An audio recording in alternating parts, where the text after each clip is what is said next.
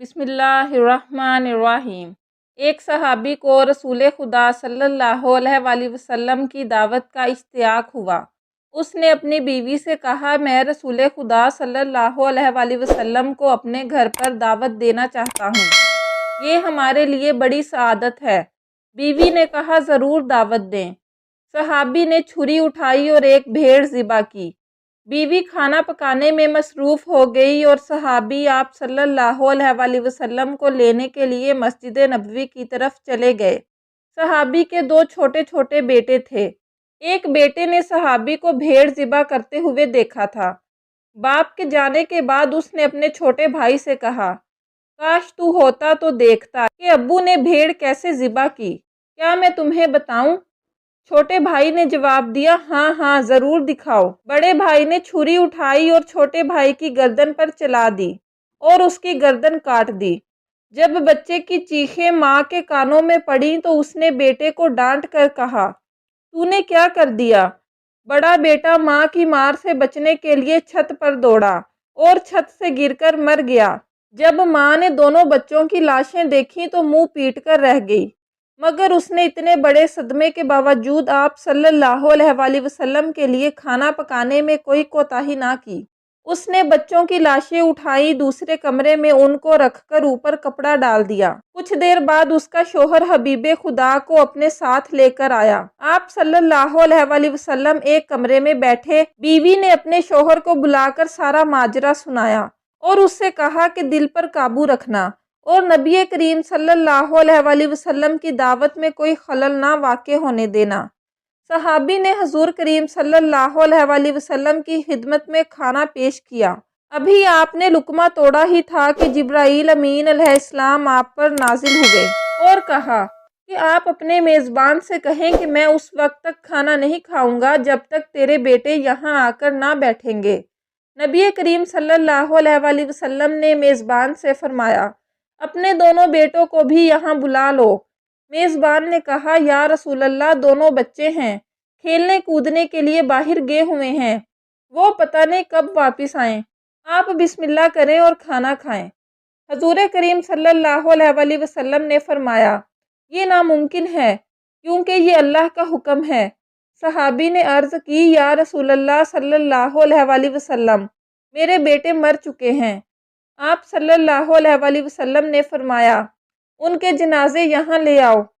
صحابی اٹھا اور دونوں بیٹوں کے جنازے لے آیا۔ نبی اکرم صلی اللہ علیہ وآلہ وسلم نے دعا فرمائی اور خدا سے ان کی زندگی کی درخواست کی۔ اللہ تبارک و تعالیٰ نے آپ کی دعا قبول فرمائی اور بچے زندہ ہو گئے اور اٹھ بیٹھے۔ آپ صلی اللہ علیہ وآلہ وسلم نے انہیں دسترخوان پر اپنے ساتھ بٹھایا۔ بچوں نے حضرت محمد صلی اللہ علیہ وآلہ وسلم کے ساتھ مل کر کھانا کھایا۔ بعض علماء نے آپ صلی اللہ علیہ وآلہ وسلم کے معجزات کی تعداد 4000 بیان کی ہے۔ ان میں سے کچھ واقعات غزوات کے وقت بھی ظہور پذیر ہوئے۔ مثلاً جنگ کے وقت اگر کسی مسلمان فوجی کا کوئی اعضا کٹ جاتا تو وہ رسول خدا صلی اللہ علیہ وآلہ وسلم کے پاس آتا، آپ اس کے کٹے ہوئے حصے کو باقی حصے کے ساتھ ملا کر لابِ دہن لگاتے تو وہ فوراً جڑ جاتا اور زخم کا نشان تک باقی نہ رہتا۔ جنگ بدر میں معاذ بن جبل رضی اللہ تعالی عنہ نے ابو جہل سے جنگ کی۔ ابو جہل رضی اللہ تعالی عنہ نے ان کے پاؤں پر تلوار ماری جس سے ان کا پاؤں کٹ گیا۔ صحابہ کرام انہیں زخمی حالت میں اٹھا کر آپ صلی اللہ علیہ وآلہ وسلم کے پاس لے آئے۔ اس وقت وہ درد کی شدت سے کراہ رہے تھے۔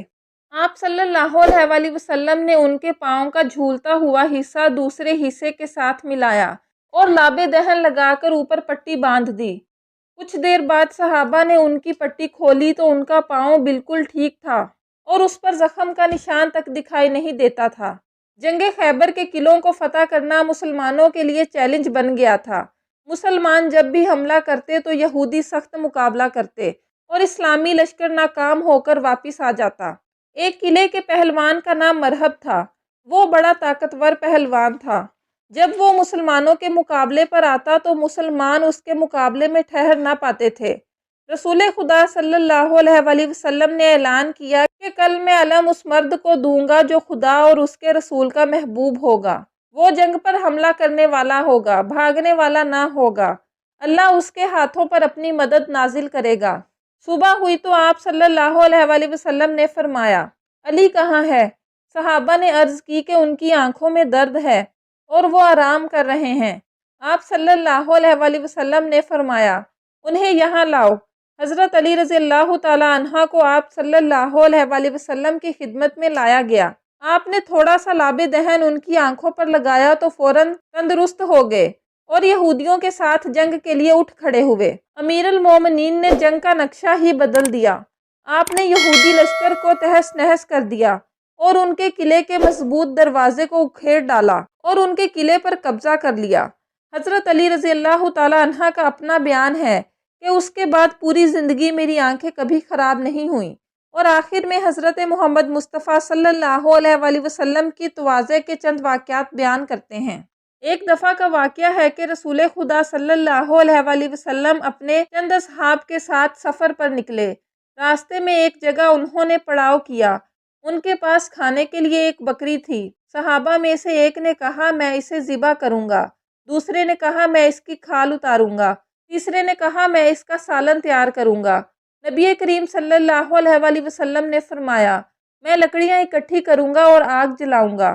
صحابہ نے عرض کیا، یا رسول اللہ صلی اللہ علیہ وآلہ وسلم، آپ ہرگز تکلیف نہ کریں، ہم خود لکڑیاں جمع کریں گے اور آگ جلائیں گے، آپ آرام سے بیٹھے رہیں اور تمام کام ہم پر چھوڑ دیں۔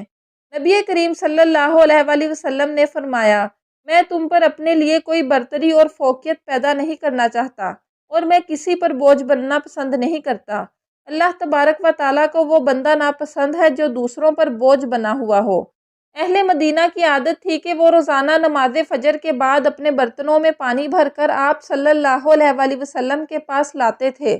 آپ اس میں اپنا ہاتھ ڈبوتے تھے۔ صحابہ اس پانی کو تبرک سمجھ کر اپنے گھروں میں لے جاتے تھے۔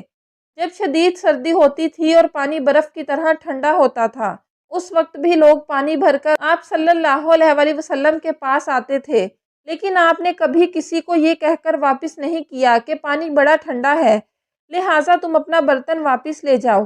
ایک مرتبہ کا ذکر ہے کہ نبی کریم صلی اللہ علیہ وآلہ وسلم اور حذیفہ یمانی مدینہ سے باہر گئے اور انہوں نے نہانے کا ارادہ کیا۔ جناب حذیفہ نے ایک کپڑا تان کر نبی کریم صلی اللہ علیہ وآلہ وسلم کے لیے پردہ بنایا اور اس پردے کی اوڑ میں آپ صلی اللہ علیہ وآلہ وسلم نے غسل کیا۔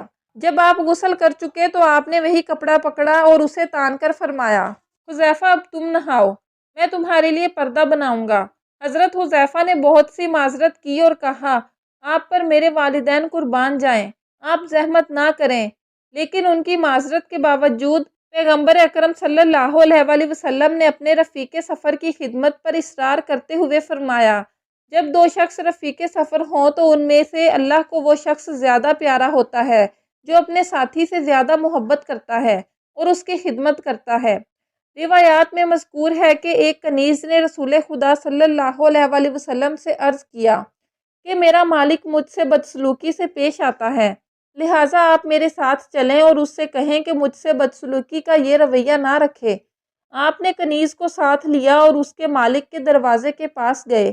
جب اس نے اپنی کنیز پر نبی کریم صلی اللہ علیہ وآلہ وسلم کا یہ لطف و کرم دیکھا کہ وہ اس کی سفارش کر رہے ہیں تو اس کنیز کو راہ خدا پر آزاد کر دیا۔